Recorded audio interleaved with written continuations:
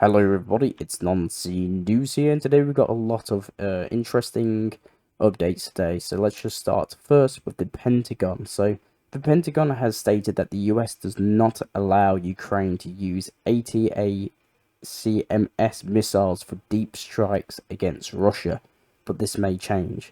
This was stated by the Pentagon, and it doesn't actually clarify what deep in Russia is. So deep in Russia could mean, I don't know, to the US, the Belgorod region, maybe maybe Moscow, maybe Kazan, or maybe like even further in Russia. But it doesn't actually state what deep in Russia is. So, but in general, this is very interesting, and we got news from the UK that the United Kingdom hasn't allowed Ukraine to use Storm Shadow missiles inside of Russia.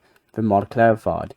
Officials are concerned that such a move would escalate the war and could bring Britain into conflict with Russia. So this comes as yesterday's report that the new Prime Minister of the United Kingdom of Great Britain and Northern Ireland stated that Ukraine was allowed to use British weapons on the territory of Russia. And now the United Kingdom, Britain, has kind of backtracked, and officials have stated that the use of the Storm Shadow missiles inside of Russia will not be tolerated, will not be allowed. So, in general, very interesting. And we've got some news coming from Poland. So apparently several thousand Ukrainians are joining the Legion in Poland. So this was stated by the foreign minister. According to him, there are about 1 million Ukrainians of both sexes in the country, and thousands have already signed up for this military service. He quoted that, "We are starting to train the 1st Ukrainian Brigade, which consists of volunteers living in Poland," he added.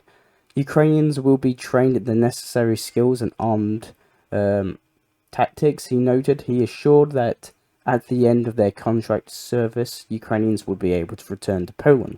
So, if you don't know what this Legion thing is, Ukraine and Poland made a security pact. And within this security pact, it allows, Poland stated it will try and encourage Ukrainians living in Poland to sign up and join this legion so they'll be able to fight in Ukraine against the Russians. And apparently, to the Polish sources, apparently several thousand Ukrainians have already joined the service to fight in Ukraine, but with obviously NATO Polish training. And at the end of their contracts, they'll be returned to Poland. So, very interesting, and we could probably expect more and more people to join us. So, very interesting. We've also gotten one more news coming from Poland in this city here. If you can see here, an M346 trainer jet crashed, and if you can see here, it fortunately crashes. The pilot didn't have time to inject in time, and as a result, the aircraft, both the pilot, did not make it. So very tragic. It was training and stuff, and it ended up pretty bad. So tragic, and we wish the families well. And we will go to Hungary. We got news coming from Lithuania that Lithuania refuses to send ministers to Hungary following Orban's visit to Moscow. In response to the Prime Minister Viktor Orban's visit to Russia, Lithuania will reduce its political representatives at the meeting in Hungary. So, very interesting. And we got some pretty interesting news coming from the UN, and more precisely, the nuclear power plant located in the Ukraine, the Russian occupied zone. So, the UN General Assembly has adopted a resolution of the safety of the nuclear facilities in Ukraine. So, if you didn't know, a year ago, this nuclear power plant was a big topic.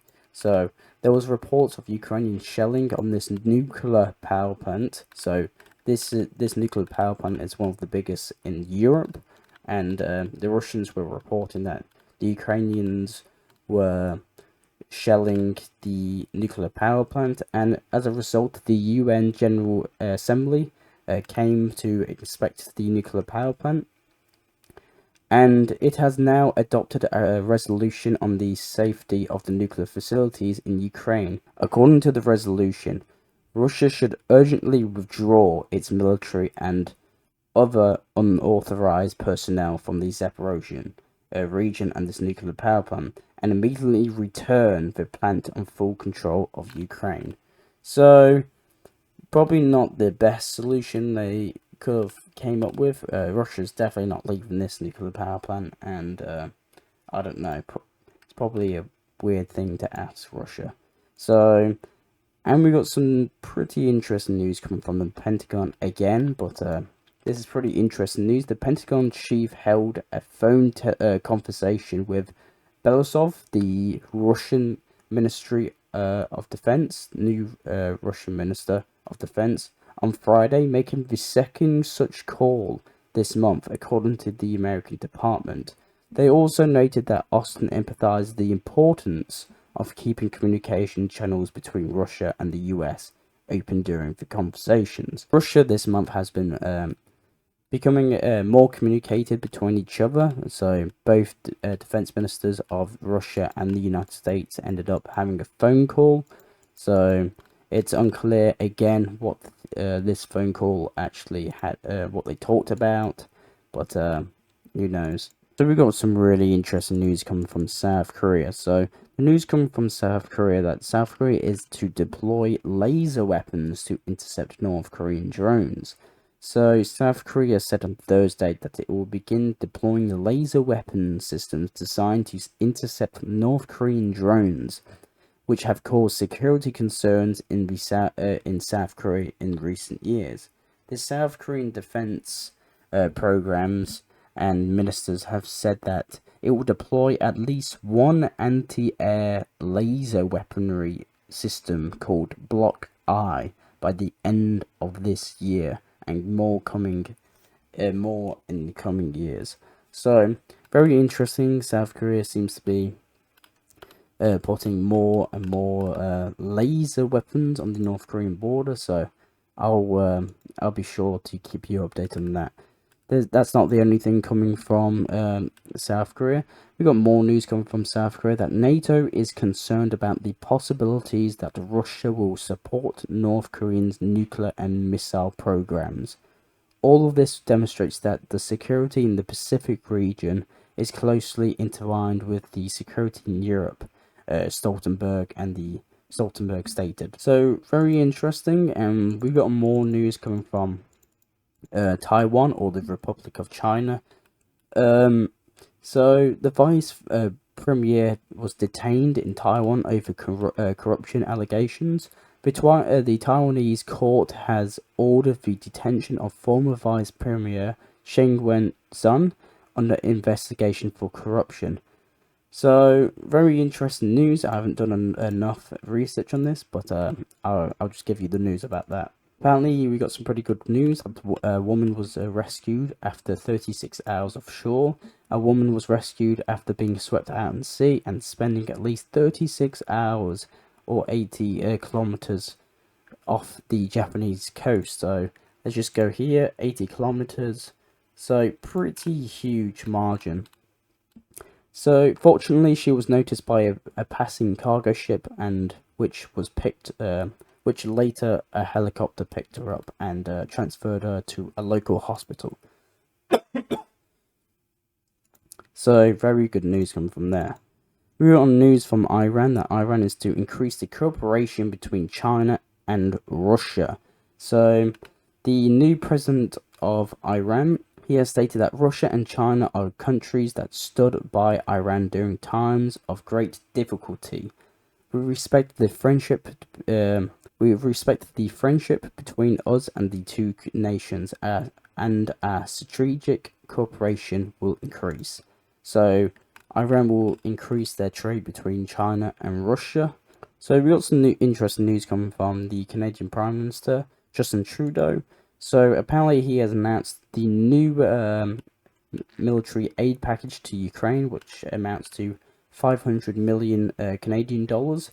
So it's unsure what this aid package has in it, but apparently a new Canadian aid package is coming to Ukraine in the next coming months. We got some pretty interesting news coming from Snake Island.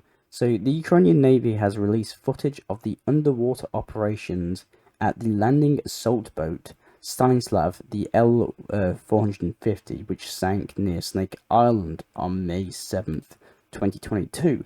So the Ukrainian vessel was hit by an air-launched anti-ship missile in the engine compartment during the combat mission to land troops on Snake Island. Three crew members managed to service and survive, while 5 sailors remained missing as of March 2023. So in the underwater operations video dated June 13th, 2024, released by the Ukrainians, one body was found in the Wills House and the main command post of the boat during the search operation. The Stanislav sank in 20 seconds and currently lies at the depth of approximately 20 meters deep. So this strike was carried out by an Su-30SM aircraft of the 43rd Marine Assault Aviation Regiment of the Black Sea Fleet. So coming from Fico, the Slovakian president, he stated that he expects more attempts on his life.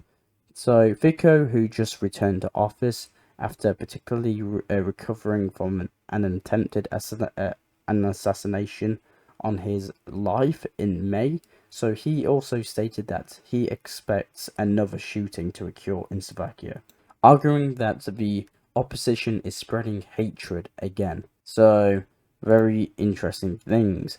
And this is some weird, and we got some pretty weird videos coming from Moscow. So this is a video of Zelensky in Moscow. So this was filmed in obviously the year 2014. So Vladimir Zelensky was recording a stand-up routine in the obviously, if you can see, in Moscow, and he reads jokes about the conflict in Ukraine in 2014. So if you can see here, Zelensky. So it's really weird how this all kind of came in a circle. So very interesting. And the video, the clip of the day is coming from Kherson. So if you can see here, her son the fisherman tossed a fish at a Russian drone that was watching their boat.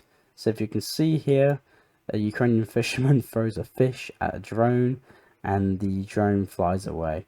So they were not impressed that the Russian drone was watching their boat. So very interesting. But that's all I have for you today. I am Non-Scene News. I will try and provide you the news that Western medias and other medias do not show you. I do these videos hopefully daily, and I try to show people the non-scene news that happen in a daily basis. So thank you very much for watching, and I'll see you all later. Bye.